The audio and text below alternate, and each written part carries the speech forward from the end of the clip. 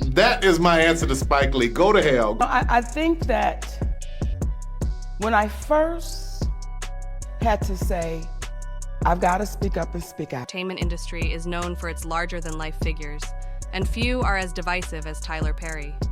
To many, he's a trailblazer, an entrepreneur who built an empire from the ground up, providing a platform for Black talent when Hollywood was reluctant to do so.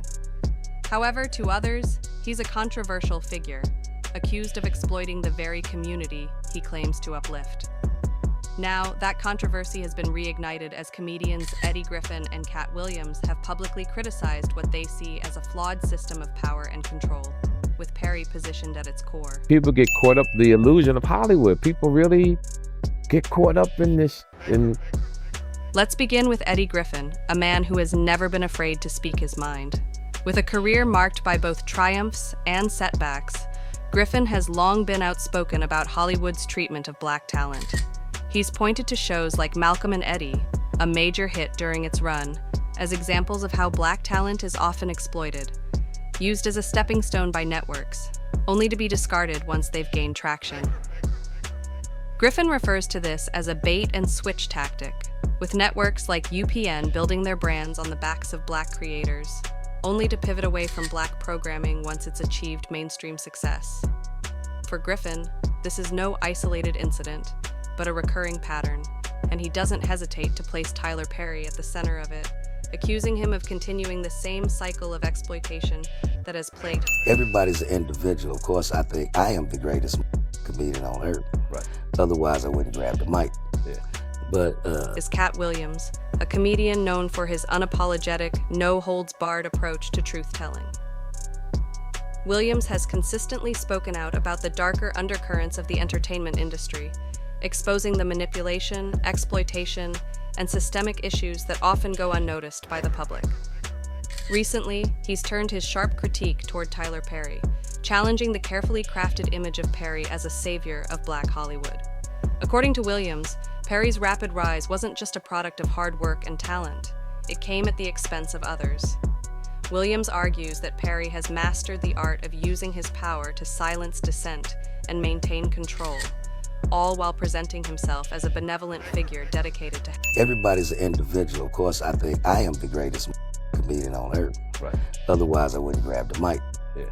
But helping his community. For Williams and others, this narrative is no longer something they're willing to accept without scrutiny. Why are Griffin and Williams speaking out at this particular moment? To understand their frustrations, it's essential to consider the broader history of Black comedy in Hollywood, with shows like Martin, The Jamie Foxx Show, and Malcolm and Eddie. These weren't just entertainment.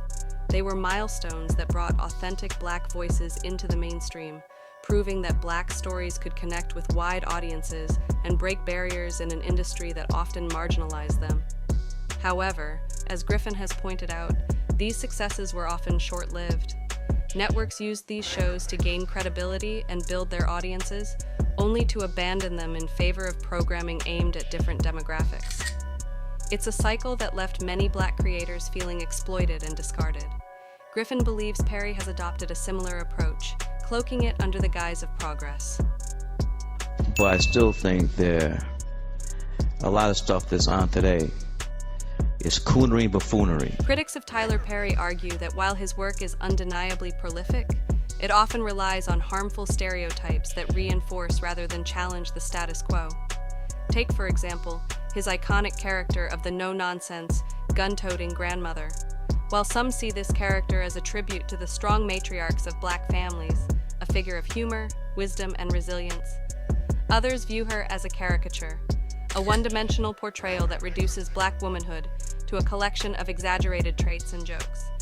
This isn't just a matter of artistic choice. There's Katt Williams, a comedian who By leaning into these stereotypes, Perry's work risks perpetuating the very narratives that Hollywood has historically used to marginalize Black voices.